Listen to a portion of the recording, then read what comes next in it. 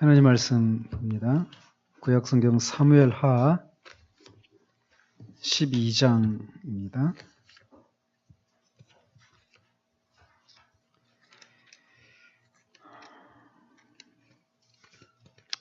12장 15절에서 25절까지 한 절씩 교독하도록 하겠습니다. 나단이 자기 집으로 돌아가니라. 우리아의 아내가 다윗에게 낳은 아이를 여호와께서 치심에 심히 앓는지라. 다윗이 그 아이를 위하여 하나님께 기도하되 다윗이 금식하고 안에 들어가서 밤새도록 땅에 엎드렸으니 그 집의 늙은 자들이 그 곁에 서서 다윗을 땅에서 일으키려 하되 왕이 듣지 아니하고 그들과 더불어 먹지도 아니하더라. 내 안에 그 아이가 죽으니라. 그러나 다윗의 신하들이 아이가 죽은 것을 왕에게 알리기를 두려워하니 이는 그들이 말하기를 아이가 살았을 때 우리가 그 입에 말하여도 왕이 그 말을 듣지 아니하셨나니 어떻게 그 아이가 죽은 것을 그에게 알릴 수 있으랴. 왕이 상심하시리로다 합니다. 다윗이 그의 신하들이 서로 수군거리는 것을 보고 그 아이가 죽은 줄을 다윗이 깨닫고 그의 신하들에게 묻되 아이가 죽었느냐 하니 대답하되 죽었나이다 하는지라. 다윗이 땅에서 일어나 몸을 씻고 기름을 바르고 의복을 갈아입고 여호와의 전에 들어가서 경배하고 왕궁으로 돌아와 명령하여 음식을 그 앞에 차리게 하고 먹으니라. 그의 신하들이 그에게 이르되 아이가 살았을 때에는 그를 위하여 금식하고 우시더니 죽은 후에는 일어나서 잡수시니 이 일이 어찌 됨이니까 하니. 그때 아이가 살았을 때 내가 금식하고 온 것은 혹시 여호와께서 나를 불쌍히 여기사 아이를 살려주시는지 누가 알까 생각하니로니와. 지금은 죽었으니 내가 어찌 금식하랴. 내가 다시 돌아오게 할 수 있느냐. 나는 그에게로 가려니와 그는 내게로 돌아오지 아니하리라 하니라. 다윗이 그의 아내 밧세바를 위로하고 그에게 들어가 그와 동침하였더니 그가 아들을 낳음에 그의 이름은 솔로몬이라 하니라. 여호와께서 그를 사랑하사 같이 선지자 나단을 보내 그의 이름을 여디디아라 하시니 이는 여호와께서 사랑하셨기 때문이더라. 아멘.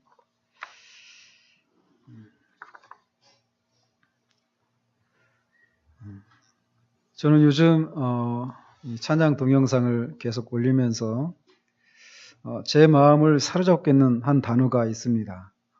그것이 바로 은혜라고 하는 단어입니다.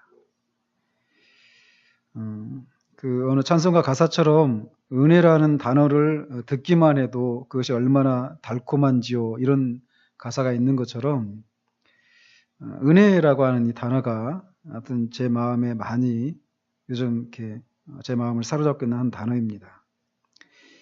그러나 아이러니하게도 우리는 이 은혜에 대해서 잘 모른다라는 겁니다. 그렇기 때문에 은혜를 누리지를 못해요. 언젠가 제가 이제 은혜라고 하는 이 주제로 한번 시리즈로 한번 다 하고 나서야 저도 제 마음에 좀 시원함이 생길 것 같아요. 오늘 오전에도 제가 말씀을 전하면서 우리가 성화를 이루는 데 있어서 하나님의 긍휼과 자비, 은혜가 어떤 역할을 한다고 했습니까? 마치 우리를 거룩함으로 이끄는 자석과도 같다라고 말씀을 드렸어요. 우리가 성화를 이루는 것도, 우리가 거룩해져 가는 것도 은혜로 우리가 거룩해져 갑니다. 근데 이 사실을 잘 몰라요. 그래서 특히나 오늘날과 같이 교회 안에 명목상의 그리스도인들이 많은 시대에 그 명목상의 그리스도인들이 많은 상황을 타개하기 위해서 어떤 시도를 하느냐면 진짜 그리스도인들은 어떤 사람인가, 이것을 강조하겠죠. 그렇지 않겠어요? 그러다 보면 진짜 그리스도인들 여러 가지로 표현할 수 있습니다. 그거를 진짜 그리스도인은 어떤 사람인가, 그리스도인의 삶에 대한 얘기들을 많이 하게 돼 있어요. 그 시대적인 배경 속에서 말이죠. 그러다 보니까 제자도에 대한 얘기들도 많이 하게 되고 또 성화를 이루는 삶에 대해서도 많이 얘기를 하고 그렇단 말이죠. 그래서 참된 그리스도의 제자라면 당연히 그의 삶 속에서 제자로서의 그런 합당한 삶이 나타나야 한다라고 하면서 이런 것들을 강조하는 설교들이 등장하기 마련입니다.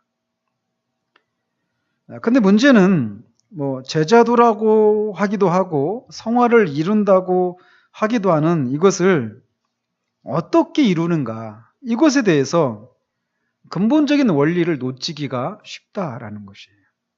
그래서 그가 진짜 구원받은 사람이라면 이렇게 거룩한 삶을 살아야 되지 않겠느냐, 이런 삶이 있습니까? 이렇게 하면서 얘기하겠죠.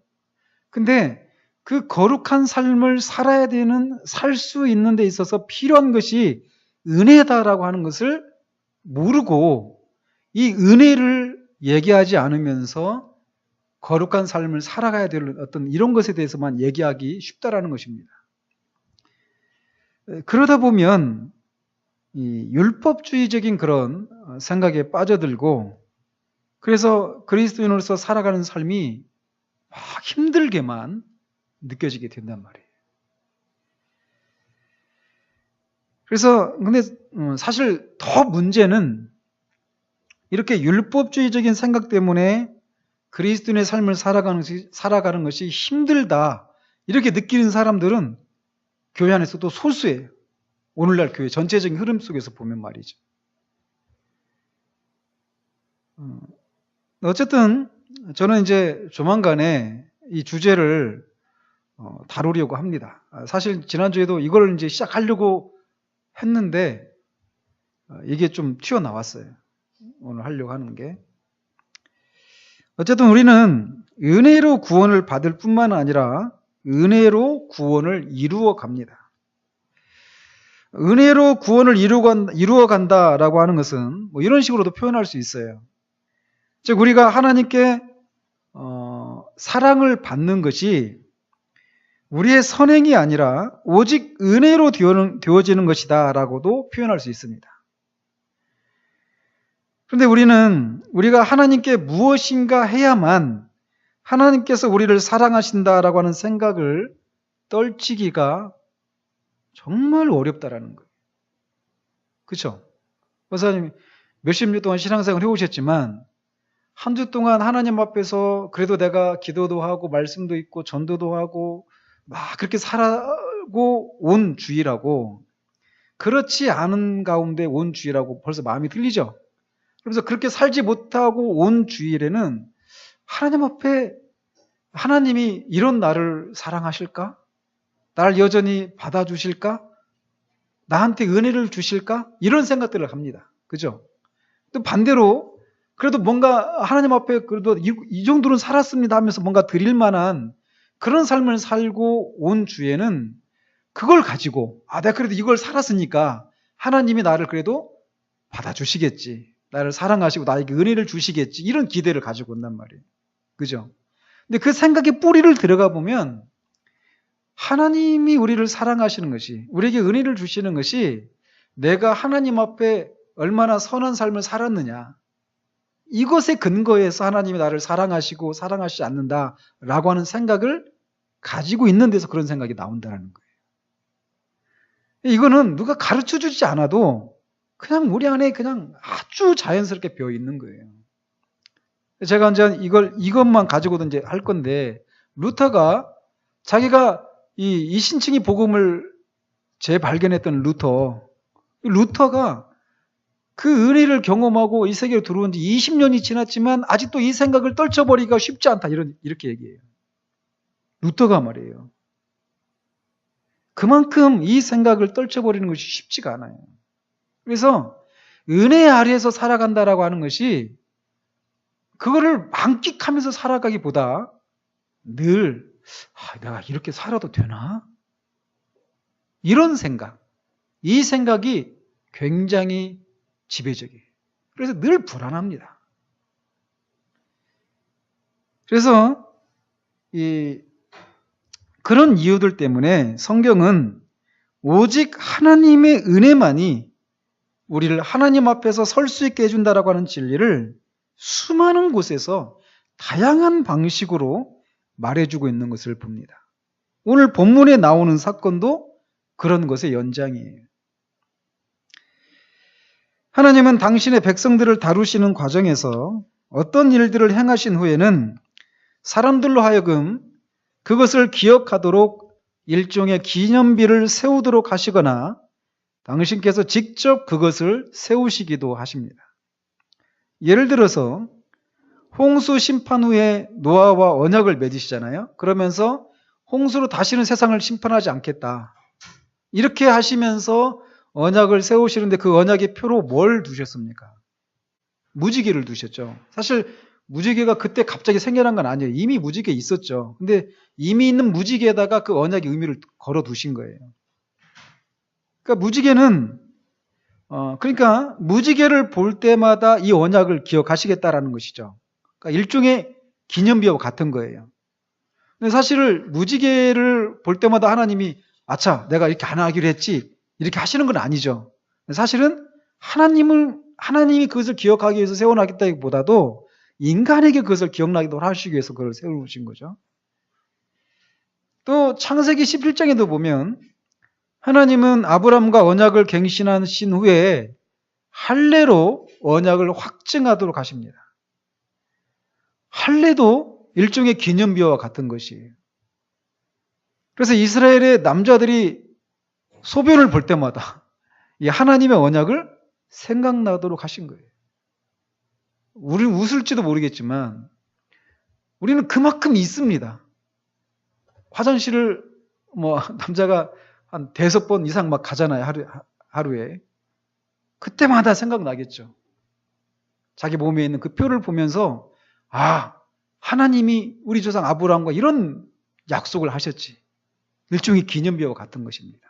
기억나게 하는 거예요. 요단강을 건넌 후에 여호수아에게 명하여서 요단강에 있었던 큰 돌들을 지파수대로 가져다가 기념비로 세워서 그 사건을 경험하지 못했던 후세대들이 이 돌들은 뭡니까? 라고 물을 때마다 하나님께서 너희 조상들을 홍해를 건너게 하셨던 것처럼 요단강을 마르게 하시고 건너게 하셨다. 이것을 말해주라고 하셨습니다. 또 기념비를 세우도록 하신 거예요. 신약의 성찬도 일종의 기념비와 같은 성격의 것입니다. 왜 이렇게 많이 그렇게 하시느냐면 우리 인간이 그렇게 잘 잊는다라는 것이죠.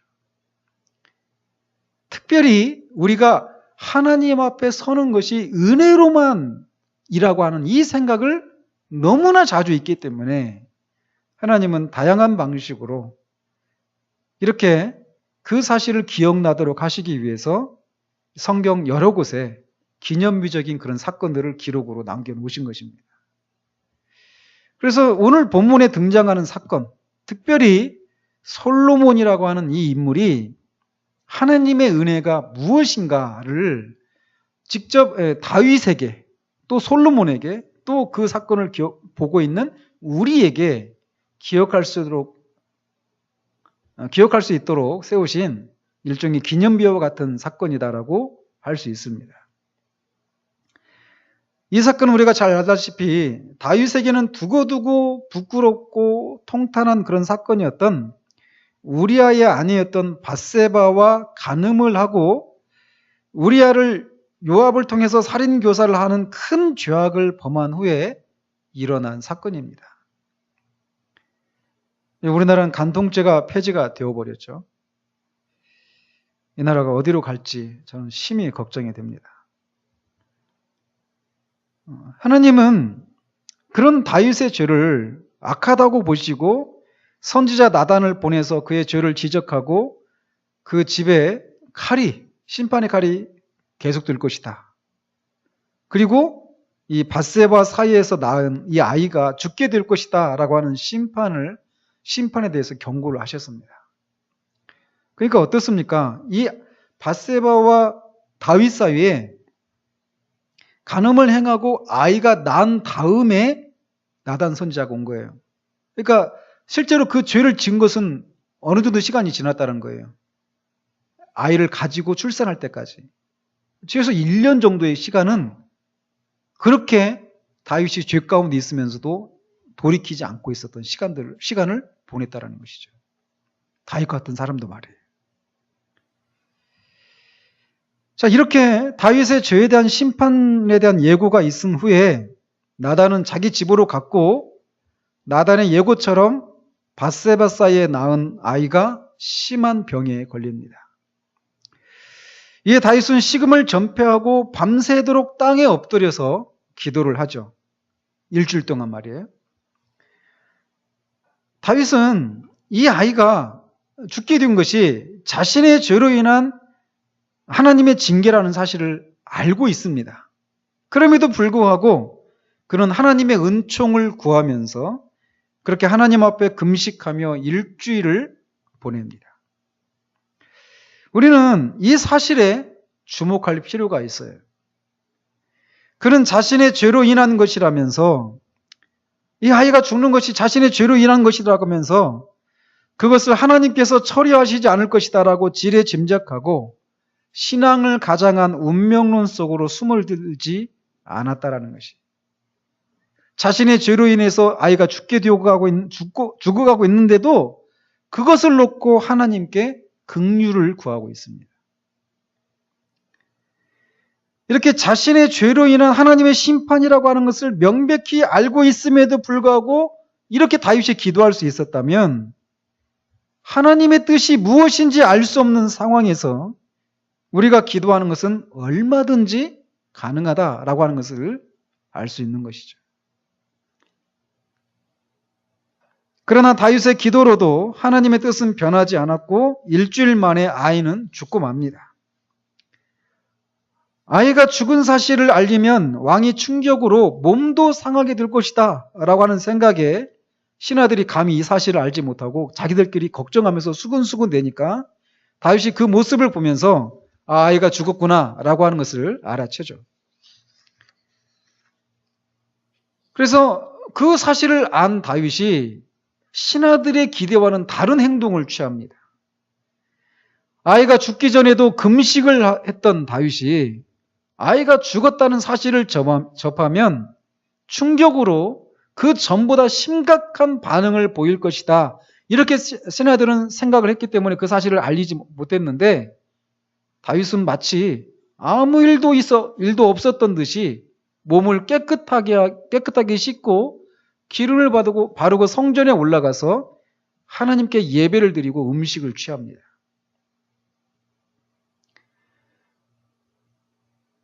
이 사실도 굉장히 큰 의미가 있는 사건이에요. 다윗이 밧세바와 간음을 하고 하나님과 교제가 막혔었습니다. 시편 51편을 보면 하나님이 받으시는 제사가 번제나 이런 것이 아니다. 만약에 그것을 받으셨다면 내가 드렸을 것이다 라고 얘기합니다. 하나님이 받으시는 제사는 상한 심령이라 이렇게 얘기하거든요. 그러니까 그 죄를 범하고 나서 다윗이 하나님 앞에 제사를 드리고 이런 일들을 못했어요. 하나님과 관계가 막혀 있었단 말이에요. 그런데 그가 하나님의 성전에 올라가서 예배를 드렸다라고 하는 것을 볼 때는 이 막혔던 하나님과 관계가 회복이 되어졌구나라고 하는 것을 이런 모습을 통해서도 우리는 엿볼 수 있습니다.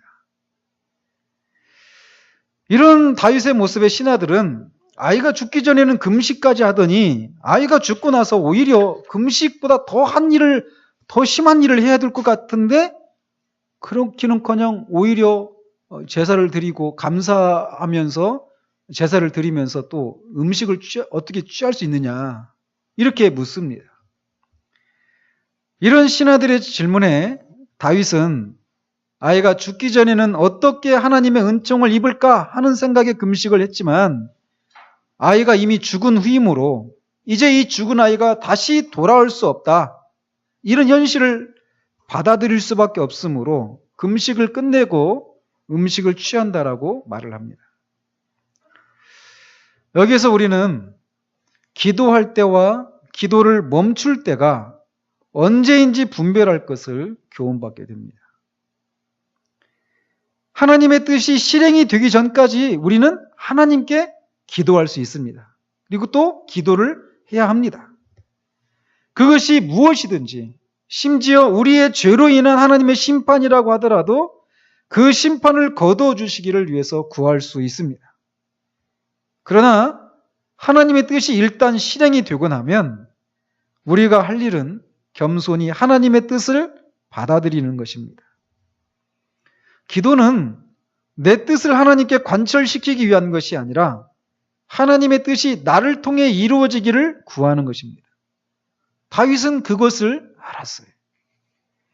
그는 더 이상 자신의 뜻이 관철되기를 구하지 않고 하나님의 주권 앞에 자신을 굴복시킵니다. 신앙이 바로 이런 것이에요. 다윗은 자식이 죽는 너무나 가슴 아픈 현실임에도 불구하고 하나님께 경배까지 합니다. 이런 그 행동 속에서 우리는 성숙한 신앙인의 모습을 엿보게 됩니다. 신앙은 그저 운명에 맡겨 사는 삶이 아닙니다. 하나님을 향한 소망을 끝까지 포기하지 않고 인내하며 간절히 은총을 구하다가도 하나님의 뜻이 명백하게 드러나면 그것이 우리가 바라는 선이 아니라 해도 하나님의 주권을 겸손히 인정하고 그 앞에 엎드리는 것, 바로 그것이 성숙한 신앙인의 모습이라는 거죠. 우리는 바울에게서도 이런 모습을 발견합니다. 잘 알다시피 그는 육체의 가시라고 부르는 어떤 질병을 몸에 가지고 있었어요. 어떤 사람은 간질이다, 어떤 눈병이다, 여러 가지를 얘기하는데 어쨌든 그는 이것이 자신에게서 떠나가기를 3번 간절히 구했다라고 말을 합니다. 아마도 그가 이것을 구했던 것은 갈라디아서에서도 약간 엿볼 수 있는데 갈라디아에 그가 갔었을 때 복음을 전하러 갔을 때 갈라디아 교인들에게 복음의 걸림돌이 되는 것이 내 몸에 있었지만 너희들이 내가 전하는 복음을 받아들였다. 이런 말이 있거든요. 그러니까 다윗이 육체의 가시라고 불렸던 그것을 갖고 있는 것이 복음을 전하는 데 방해가 될 것이다. 이런 생각을 가지고 그것이 떠나가기를 위해서 구했던 것 같아요. 그런데 하나님은 그의 요구와 달리 내게 이르시기를 내 은혜가 네게 족하도다. 이는 내 능력이 약한 데서 온전하여짐이라 하신지라. 이러므로 도리어 크게 기뻐함으로 나의 여러 약한 것들에 대하여 자랑하리니 이는 그리스도의 능력으로 내게 머물게 하려 함이라. 이렇게 대답을 합니다. 즉 하나님은 그의 기도에 응답을 하지 않으셨어요. 다른 응답을 하셨죠. 응답을 하지 않으셨다는 말보다는. 근데 바울이 이렇게 네가 약한 것에서 그리스도의 능력이 온전하게 드러난다. 이런 대답을 들은 것은 3번 간절히 간구한 다음에 이런 대답을 들었더라는 거예요. 육체의 가시를 그저 하나님이 주신 것으로 받아들이고 있다가 어느 날 그것을 깨달은 것이 아니라는 거죠. 이것이 떠나가기를 위해서 간절히 기도했는데 하나님은 다른 방식으로 응답을 하셨다는 거예요. 마찬가지로 우리는 이 세상에서 가장 놀랍고 가장 치열한 기도의 전형이었던 겟세마네 동산에서의 우리 주님의 기도에서도 이런 모습을 우리는 발견할 수 있습니다. 우리 주님은 할 수만 있으면 자신이 맞아야 할 하나님의 진노의 잔이 자신에게서 떠나가기를 3번 구했습니다. 그것도 땀이 피가 되도록 구했어요. 그 구함이 얼마나 힘든 구함이었던지 천사들이 내려와서 수종을 들어야 할 정도로 그렇게 간절히 기도를 했습니다. 그 기도는 세상에 유례가 없는 그런 엄청난 고투와 씨름을 하며 드리는 기도였던 것이죠. 그러나 그 기도 끝에 내 뜻대로 마시고 아버지의 뜻대로 하시옵소서라고 하시면서 마치십니다. 그러나 처음부터 이렇게 하셨던 것은 아니라는 거예요. 즉 우리 주님도 깊은 통곡과 씨름 가운데 하나님 아버지께 자신의 뜻을 아린 후에 이렇게 아버지의 뜻에 순종하신 거라는 거죠. 즉 그냥 어떤 주어진 현실을 그냥 운명론적으로 받아들이는 것이 아니라는 거예요. 그러므로 지금이 우리가 하나님 앞에 기도할 때인지 아니면 이 하나님의 뜻이 이루어지다라고 말하면 순종해야 될 때인지 기도를 멈추고 말이에요. 이거를 우리가 잘 알아야 한다는 거예요.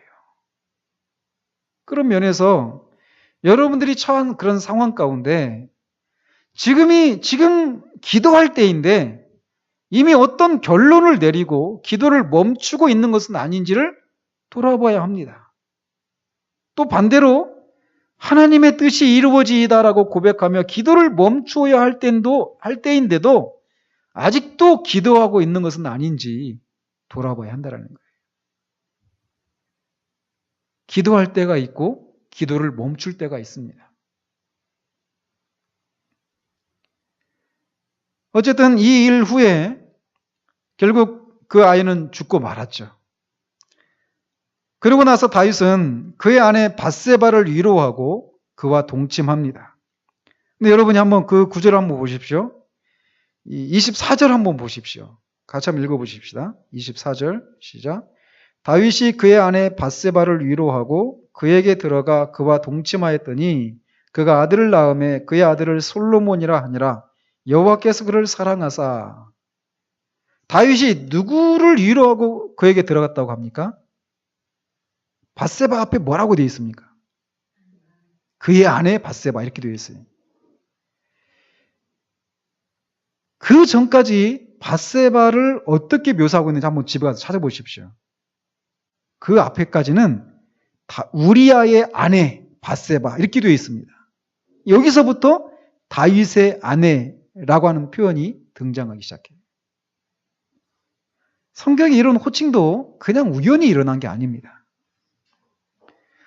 그 전까지 밧세바의 앞에 붙어 있었던 우리아의 아내라고 한 이 표현은 다윗에게 그가 저지른 죄를 생각나게 하는 호칭이었어요. 밧세바를 볼 때마다 저 여인은 우리아의 아내였지. 내가 그런 죄를 지었지. 이렇게 생각나게 하는 이름이었단 말이에요.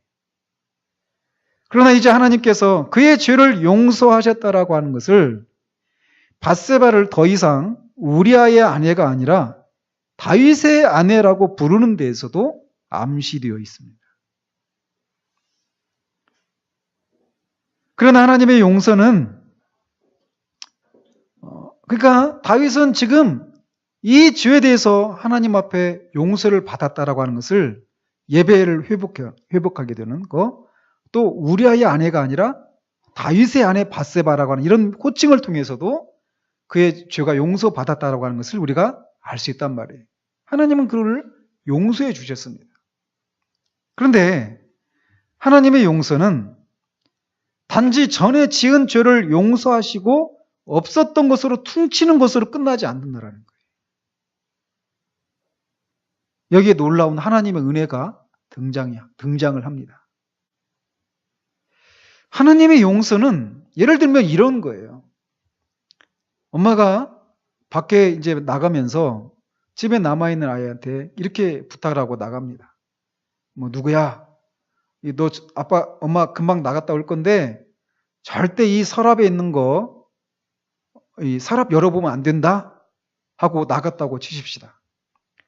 그렇게 말하고 나가면 아이가 서랍을 안 열어봅니까? 오히려 없던 호기심이 생겨서 서랍을 열어보겠죠. 열어보니까 진주 목걸이며 이런 게 막 있어요. 실제로 얼마 전에 뉴스 한번 나왔죠.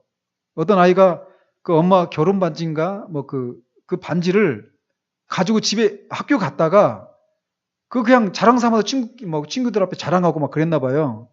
그거를 그리고 오다가 버스 타고 왔는데 어떤 아줌마가 그 뭐냐 물어보니까 얘는 그 반지 그 비싼 반지인지 몰랐나 봐요. 그 아줌마가 2만 원 주고 그걸 사갔대요. 굉장히 비싼 반지였는데 실제로 있었어요 얼마 전에.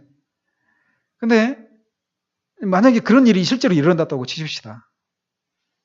근데 그거 가지고 다시 찾았는지 어땠는지는 모르겠어요. 그런데 어쨌든 우여곡절 끝에 그 반지를 찾았다고 한번 치자고요. 그 반지를 찾았어요, 엄마가. 그리고 나서 나중에 엄마가 일반적으로 어떻게 할까요? 다시 그 서랍에다 그걸 넣어놓을까요? 안 넣어놓죠. 그죠? 근데 하나님의 용서는 마치 왜 이런 일을 했느냐 하면서 혼내고 용서해주고 그 반지를 서랍이 아닌 다른 곳에 숨겨놓는 이런 업무와 같은 방식으로 용서하시지 않는다라는 거예요. 하나님은 다시금 그 서랍에다가 그 반지를 또 넣어놔요. 그게 뭘까요? 그 아이에 대한 신뢰입니다. 하나님의 용서는 그런 식이에요. 그냥 너 이거 잘못했지? 왜 그렇게 했어? 다시는 그렇게 하지 마 하면서 혼내고 내가 이번은 용서해 줄게 하고 그 신뢰를 거둬가시는 것이 아니에요. 하나님의 용서가 여기에서 나타납니다. 다윗은 보십시오. 다윗은 아까 예배가 회복이 되어졌어요. 우리 밧세바를 향해서도 이제 우리아의 아내가 아니라 다윗의 아내라고 그렇게 말씀하십니다. 근데 하나님은 그것으로 그치지 않으시고 이 다윗과 밧세바 사이에서 낳은 아들 솔로몬의 이름을 여디디아라고 하는 이름을 붙여줍니다. 여디디아라고 하는 이름은 하나님께 사랑을 입은 자라 이런 뜻이 있어요. 그리고 이 솔로몬이라고 하는 이름도 평강의 아들이라고 하는 뜻이 있습니다. 솔로몬이라고 하는 이름이. 다윗은 솔로몬을 낳고 자신과 하나님 사이에 샬롬이 회복되었다라고 하는 것을 솔로몬이라고 하는 이름을 통해서 나타내고 있는 거예요. 이전에 나와 하나님 사이에 있었던 죄로 말미암아 있었던 그 깨졌던 샬롬이 다시 회복이 됐다라는 것이죠. 그것에 대한 증거가 뭐냐? 솔로몬이라는 거예요. 그런데 이 솔로몬을 하나님께서 사랑하셨다라고 되어 있습니다. 24절에 보면. 그죠? 왜 하나님이 이 솔로몬을 사랑하셨을까요?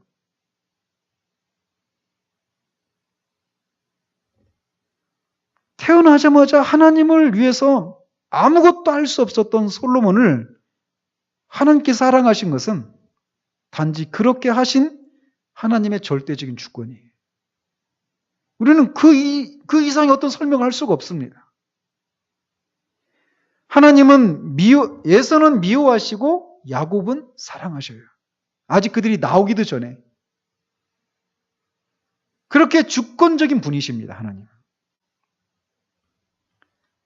마찬가지로 우리가 하나님의 사랑을 받은 것은 전적으로 하나님의 은혜예요. 우리가 무엇인가 하나님을 위해서 했기 때문에 하나님이 우리를 사랑하신 것이 아니다라는 것이죠. 하나님이 우리를 사랑하실 수밖에 없는 그 무엇이 우리 안에 있었던 것도 아니었어요. 그저 하나님의 은혜였죠. 하나님께서 선지자 나단을 보내어 솔로몬의 이름을 여디디아, 즉 여호와께 사랑을 입은 자라고 하는 이름을 지어주십니다. 사무엘 기자는 그 이유가 하나님께서 여호와께서 사랑하셨기 때문이다라고 말하고 있어요. 즉 여디디아라고 하는 이름을 나단을 통해 보내주심으로써 다윗에 대한 용서와 솔로몬을 향한 사랑을 하나님은 드러내신 것이죠. 그리고 우리가 알다시피 이 솔로몬을 다윗의 뒤를 이을 왕으로 세우십니다.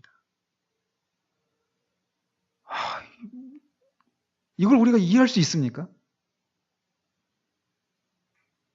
전에 하나님은 나단 선지자를 통해서 다윗의 위가 영원할 것이다라고 사무엘 7장에서 말씀하셨어요. 약속을. 그것을 다윗의 언약이라고 하거든요. 근데 그러고 나서 다윗이 범죄를 한 거거든요.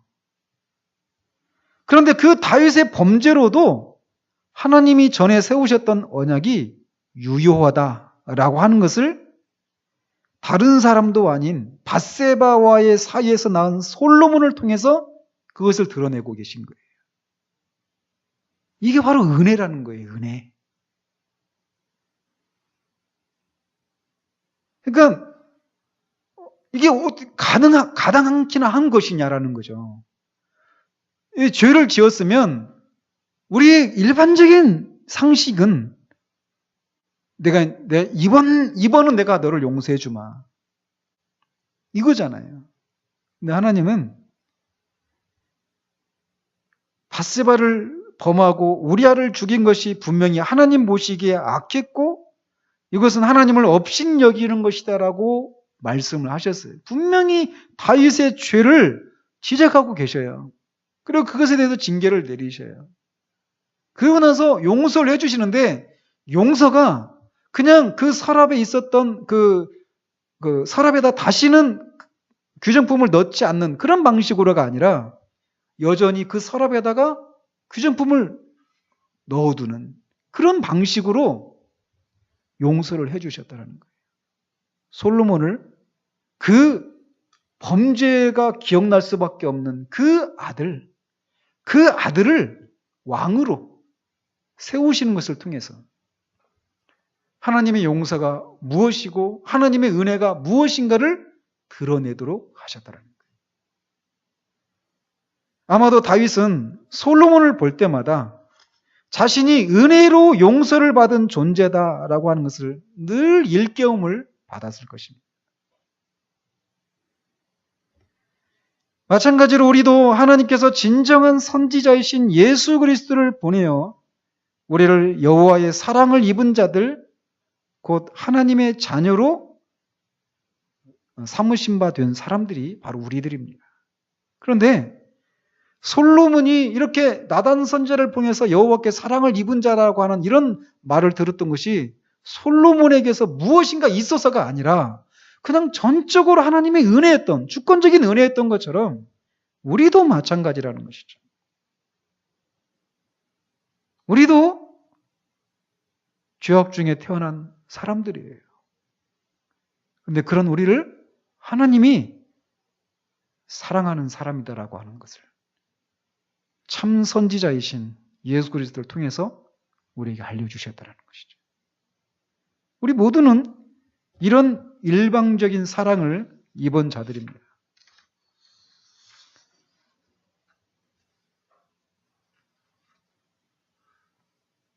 그래서 에베소에서도 말하는 것처럼 이는 그리스도 예수 안에서 우리에게 자비하심으로써 그 은혜의 지극히 풍성함을 오는 여러 세대에 나타내려 하심이니라 라고 말을 하고 있어요. 우리의 존재 이유가 무엇이냐면 하나님의 은혜가 이렇게 지극히 풍성하다라고 하는 것을 여러 세대, 우리가 사는 세대에 그것을 드러내고 입증하는 삶을 살도록 하기 위해서 우리를 부르신 것이라. 이런 하나님의 은혜는 우리가 이해할 수 있는 것이 아니에요. 우리는 다만 그 앞에서 감사하고 벌어진 입을 다물지 못할 따름입니다. 신자의 존재 이유는 바로 여기 있습니다. 우리의 구원의 목적이 바로 여기에 있다는 거예요. 하나님의 은혜가 얼마나 큰가. 그래서 다윗이 솔로몬을 볼 때마다 하나님의 용서는 또 하나님의 은혜는 얼마나 크고 이해할 수 없는 것인가라고 하는 것을 늘 일깨울 수밖에 없었던 것처럼 우리의 삶을 통해서 누군가가 하나님의 은혜는 참으로 크구나. 우리가 이해할 수 없는 것이구나. 라고 하는 것을 드러내도록 하기 위해서 우리를 이 땅 가운데 세워두셨다는 거예요. 우리 안에 무엇이 있어서요? 아니라는 겁니다. 아무것도 없어요.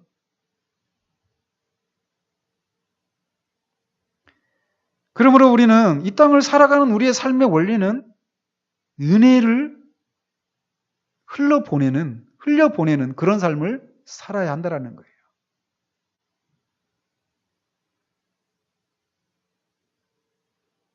그런데 이런 삶을 얘기하기 전에 우리는 얼마나 하나님의 은혜가 하나님이 우리를 사랑하시고 우리를 받아주시는 이런 것이 우리의 이해를 뛰어넘는 그런 은혜이구나 라고 하는 것을 충분히 알지 못하고 충분히 누리지 못하는 일들이 얼마나 많이 있는가라는 거예요. 처음에도 말씀드린 것처럼 우리는 너무나도 뿌리 깊이 하나님이 우리를 받아주시는 것이 내가 하나님을 위해서 무엇인가 해야만 그런 일이 가능하다라고 하는 것을 생각하고 있다는 거예요. 그러나 기억하십시오. 오직 은혜입니다. 오직 은혜예요. 그래서 그 은혜를 맛본 자들이 거룩함을 이루는 삶을 살아가는 거예요. 5절에 말씀드린 것처럼 하나님의 긍휼과 자비, 이해할 수 없는 그 은혜를 경험한 자들이 거룩한 삶을 살아가게 된다는 것입니다. 그러니까 이 은혜로 우리가 성화를 이루어가는 거예요. 은혜는 우리를 거룩함으로 이끄는 자석이란 말이에요. 근데 이것을 놓치고 우리가 거룩한 삶을 살아가야 될 이유와 그 당위성만을 얘기하게 되면 우리는 율법주의 망령 속에서 힘든 삶을 살아갈 수밖에 없다라는 것이죠. 그럼 우리는 이 하나님의 은혜를 우리가 도무지 하나님 앞에 나아갈 수 없을 것 같은, 하나님이 이런 나를 받아주실 것 같지 않은 그런 생각이 밀려올 때 오히려 더 하나님의 큰 은혜를 경험할 수 있는 기회라는 것을 알고, 그런 생각이 들 때 하나님 앞에 나아갈 담대함이 없잖아요. 그런데 그 생각을 떨치고 그 생각을 뚫고 하나님의 그 은혜의 창파에 뛰어드는 일들이 우리 가운데 요구되어진다는 것입니다. 성경을 한번 보십시오. 그런 사건들이 굉장히 많습니다. 그 과정 속에 하나님은 죄에 대해서 분명히 심판하시고 징계하셔요. 그런데도 그런 징계 중에서도 은혜와 긍휼을 잊지 않으신다는 거예요. 그것을 맛본 자들이 하나님을 위해서 사는 거예요. 그리고 그 은혜를 받은 사람들에게 요구되어지는 삶의 원리는 이렇게 우리가 거저 받은 그 은혜처럼 다른 사람에게 은혜를 흘려보내는 삶을 살아야 한다는 것이죠. 멀리 있는 사람들에게만이 아니라 가장 가까이 있는 우리 가족들, 우리 주변에 있는 사람들에게부터 시작이 되는 거예요. 그건. 사실 우리와 관계가 없는 제3자를 향해서 우리가 사랑을 베풀고 은혜를 베푸는 것은 쉽습니다. 오히려 가까이 있는 사람들한테 우리가 은혜를 베푸는 삶은 쉽지가 않아요. 그렇죠? 경험상. 왜냐하면 그 사람들이 나한테 한 일이 무엇인지 알거든요. 그러니까 안 나가는 거예요. 우리 마음 가운데서. 그런데 우리가 하나님 앞에 그랬던 존재들이었거든요.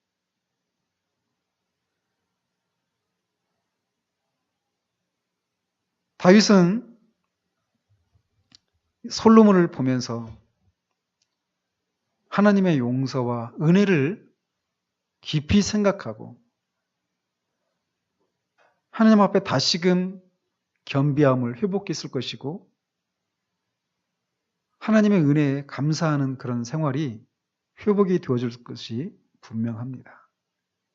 우리도 누군가에게 다윗에게 솔로몬이 그렇게 하나님의 용서와 은혜를 일깨워주는 그런 존재였던 것처럼 우리도 누군가에게 가장 가까이 있는 사람들로부터 시작해서 누군가에게 하나님의 은혜와 용서가 무엇인가를 일깨워 줄 수 있는 그런 삶을 우리가 살아가기를 바랍니다.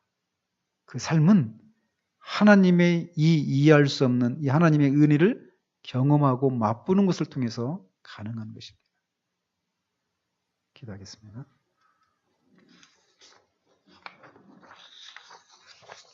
하나님 아버지, 다윗이 하나님 앞에 죄를 범하고 하나님 앞에 담대한 가운데 나가지 못했던 그 상황 가운데 나단 선지자를 보내시고 그 죄를 깨닫게 하시고 그 죄로부터 돌이키고 회개하게 하시는 그런 과정 속에서 정말 우리의 상식적인 생각으로는 이해할 수 없는 방식으로 그 영혼을 회복시키시는 것을 봅니다. 그것은 바로 하나님의 은혜였습니다. 밧세바의 우리아의 아내에 있던 밧세바가 다윗의 아내라고 하는 이런 말로 샬롬의 아들이라는 솔로몬을 하나님께서 하나님의 사랑을 입은 자라고 하는 이름을 붙여주시는 것을 통해서 또 그 죄를 떠오르게 되는 그 솔로몬을 다윗의 뒤를 이어 그 왕위에 앉게 하시는 그런 방식을 통해서 하나님의 용서와 하나님의 은혜가 우리의 이해를 뛰어넘는 것이다라고 하는 것을 드러내셨습니다. 하나님 아버지, 우리가 이 하나님의 은혜를 아는 지식에서 더욱더 풍성해지고 더욱더 큰 자유함을 누릴 수 있게 되기를 원합니다. 얼마나 우리 존재 깊은 곳에 은혜가 아닌 율법으로 하나님이 우리를 사랑하시고 받아주신다라고 하는 이 생각이 뿌리 깊이 박혀 있는지 모릅니다. 하나님 아버지, 그래서 우리가 하나님 앞에 나아갈 담대함을 잃어버리게 되는 수많은 그런 상황들 속에서 이 솔로몬을 통해서 하나님의 용서와 은혜를 드러내셨던 이것을 기억하며 하나님의 은혜를 더 맛보기 위해서 담대함으로 그렇게 주님 앞에 나아가 그 하나님의 은혜를 경험하는 우리들 될 수 있도록 주님 도우시옵소서. 그 은혜를 경험하는 것이 하나님을 위해서 살 수 있는 참된 원동력인 것을 우리의 삶 가운데서 늘 경험하여서 점점 우리가 하나님처럼 우리도 은혜를 흘려보내는 그런 삶을 살아가는 우리들 될 수 있도록 도우시기를 원합니다. 그래서 솔로몬이 다윗에게 늘 하나님의 은혜를 떠오르게 하는 그런 존재였던 것처럼 우리도 누군가에게 하나님의 은혜를 떠오르게 하는 그런 사람들이 될 수 있도록 주님 도우시기를 원하옵고 우리 주 예수 그리스도 이름으로 기도합니다. 아멘. 찬송가 302장 하시겠습니다.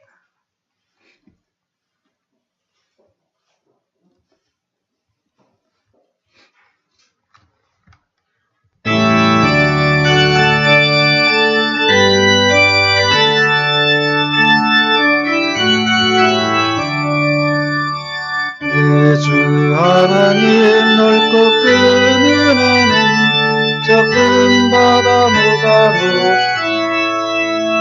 너도 밧줄을 끌어 깊은 데로 저 한가운데 거부란 언덕을 떠나서 장파에 뱉기워 내 주 예수 은혜의 바다로 내 맘껏 져가라. 왜 너 인생은 언제나 거기서 저 큰 바다 물결보고 그 빛 모르는 깊은 바닷속을 한번 헤아려보나 언덕을 떠나서 장파에 뱉기워 내 주 예수 은혜의 바다로 내 맘껏 져가라. 많은 사람이 얕은 물가에서 저 큰 바다 가려다가 잘싸버리는 작은 파도 보고 마음 약하여 못 가네.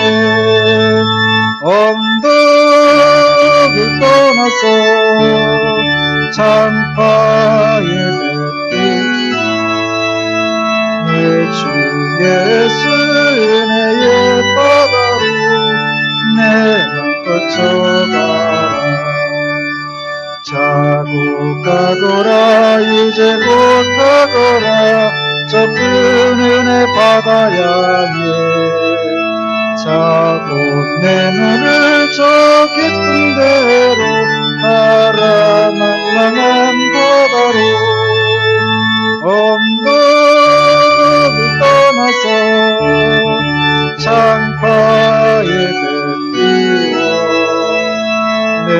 주 예수 은혜의 바다로 내 맘 거쳐가라. 주님 가르쳐 주신 기도로 마치도록 합니다. 하늘에 계신 우리 아버지여, 이름이 거룩히 여김을 받으시오며 나라의 임하옵시며 뜻이 하늘에서 이룬 것 같이 땅에서도 이루어지이다. 오늘날 우리에게 일용할 양식을 주옵시고 우리가 우리에게 죄 지은 자를 사하여 준 것 같이 우리의 죄를 사하여 주옵시고 우리를 시험에 들게 하지 마옵시고 다만 악에서 구하옵소서. 대개 나라와 권세와 영광이 아버지께 영원히 있사옵나이다. 아멘.